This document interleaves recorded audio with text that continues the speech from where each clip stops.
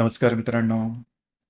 17 August ज्यांची जन्मतारीख आहे, त्यांचं संपूर्ण व्यक्तिमत्व आणि येणारं संपूर्ण वर्ष नेमकं आपणास कशा प्रकारचं असेल, या संदर्भातली चर्चा आपण या व्हिडिओमध्ये करणार आहोत. सुरुवातीला ज्यांची 17 ऑगस्ट जन्मतारीख आहे, त्या सर्वांना मनापासून चॅनलतर्फे शुभेच्छा. येणारं संपूर्ण वर्ष तुमच्या मनातील सर्व इच्छा आकांक्षा पूर्तीचं ठरो आणि भरभराटीचं जावो, हीच आमच्याकडून सदिच्छा. व्यक्तिमत्वाबद्दल सांगायचं झालं तर ह्यांचं व्यक्तिमत्व सुव्यवस्थित, नीटनेटकं आणि टापटीप. उंची, राहणीमान यांना आवडतं. विविध रंगी, विविध ढंगी, फॅशनेबल कपडे घालणं यांना आवडतं. ब्रँडेड कपडे घालणं ही यांची मनापासून तयारी असते. आणि जीवनाकडे बघण्याचा दृष्टिकोन सुद्धा थोडा राजेशाही थाटाचा असतो. म्हणजेच आपलंच व्यक्तिमत्व इतरांमध्ये खुलून दिसावं, फुलून दिसावं, याकरता यांचा नेहमी प्रयत्न असतो. आणि त्या संदर्भातल्या गोष्टी करण्याकडेच यांचा कल सुद्धा दिसून येतो. परिस्थिती असो वा नसो, सुव्यवस्थित नीटनेटक्या राहणीमानाकडे यांचा कल असतो. लीडरशिप क्वालिटीज असते. यांचं राहणीमान चार चौघांमध्ये उठून दिसतं. याचप्रमाणे यांच्या वागण्या बोलण्यामध्ये एक राजेशाही झाक दिसून येते. बोलणं सुद्धा नेमकं विषयाला धरून असतं. एखादी गोष्ट सुव्यवस्थितपणे आकलन करून घेणं आणि ती मांडणं यांना चांगलं जमतं. कुठल्याही विषयावरती विचार करणं आणि निर्णय घेणं याकरता थोडा वेळ घेतील, परंतु नेमका निर्णय घेतील. इतरांना न जमणारी कामं स्वतः करून दाखवतील. ही गोष्ट यांच्यामध्ये खूप चांगल्या प्रकारे दिसून येतं. अधिभौतिक सुखाकडे आकर्षण यांच्यामध्ये खूप चांगल्या प्रकारचं दिसून येतं. त्याचप्रमाणे ऊंचे लोग ऊंची पसंद, हा जो सुविचार आहे तो यांना अगदी व्यवस्थित जमतो, पटतो. आता इथे एक गोष्ट सगळ्यात महत्वाची आहे.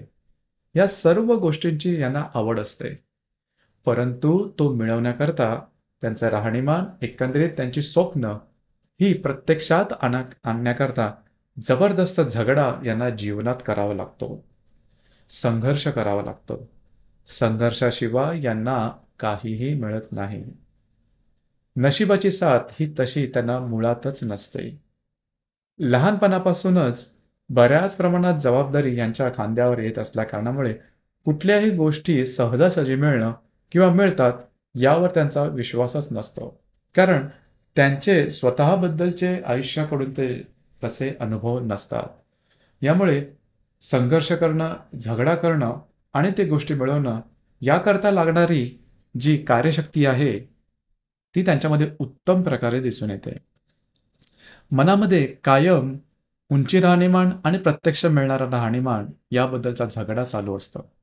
परंतु कार्यकर्तृत्व हे यांच्यामध्ये चांगलं दिसून येतं. त्यामुळे मनामधल्या इच्छा ह्या पूर्ण होतातच. अर्थात यामागे थोडीशी कारणं वेगवेगळे असू शकतात.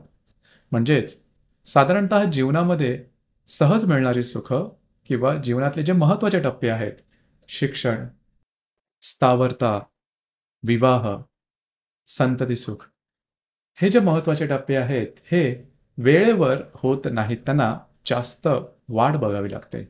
म्हणजे यांच्या बाबतीत एक गोष्ट नक्की की सुख मिळतात, पण त्याची चव निघून गेल्यानंतर, म्हणजेच वेळ निघून गेल्यानंतर.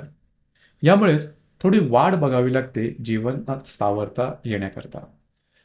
साधारणतः 40-45 नंतर यांच्या जीवनात स्थावरता येते, पण ती कायमस्वरूपी टिकून राहते. पित्याचं सुख थोडंसं कमी मिळतं. पित्याच्या जीवनामध्ये आर्थिक चढ उतार जास्त प्रमाणात दिसून येतात किंवा पित्याबरोबर न जमणं, न पटणं हा भागही यांच्या जीवनात दिसून येतो. स्वतंत्र काही उद्योग, व्यवसाय, धंदे करावयास गेल्यास त्यामध्ये यश मिळण्याची शक्यता कमी असते. ज्या ठिकाणी नोकरी करतात त्या ठिकाणी सुद्धा कित्येक वर्ष एकाच ग्रेडवर राहणं, त्यामध्ये पुढे न जाणं असा प्रकार जास्त वेळा दिसून येतो. याचप्रमाणे कुवत किंवा आपली लायकी असून सुद्धा आपणास एखादी गोष्ट नाकारले जाणं, अपमान होणं हा भाग यांच्या जीवनात वरचेवर दिसून येतो.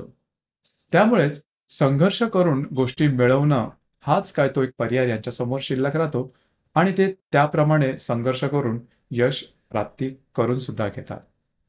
त्यामुळे जीवन हे काही सोपं नाही. प्रयत्नांती परमेश्वर ही म्हण यांना अगदी व्यवस्थित लागू होते. येणारे वर्ष मात्र यांच्यासाठी शुभफलदायी असणार आहे. प्रलंबित कामं मार्गी लागतील. महत्त्वपूर्ण कामं पूर्ण होतील. आत्मविश्वास दुणावेल. काही चांगले उत्तम लाभ दिसून येतील. ज्या महिलांना गर्भधारणा करायची असेल त्यांच्याकरता येणारं वर्ष एप्रिल 2025 पर्यंतचं अतिशय उत्तम असणार आहे. विवाहोत्सुक जे व्यक्ती आहेत त्यांच्याकरता सुद्धा हे वर्ष उत्तम असणार आहे. विवाह ठरणं, प्रत्यक्ष विवाह होणं किंवा अपेक्षित स्थळं येणं अशा प्रकारचे अनुभव तुम्हाला येणार आहेत, की जे तुमच्यासाठी शुभफलदायी असेच असणार आहेत. फक्त थोडंसं आरोग्याकडे लक्ष देणं गरजेचं राहील. हे संपूर्ण वर्ष मात्र तुमच्यासाठी शुभफलदायी असंच असणार आहे. तर मित्रांनो, हे होतं 17 ऑगस्ट जन्मतारीख असणाऱ्या व्यक्तींचं व्यक्तिमत्व आणि येणारं वर्ष. धन्यवाद.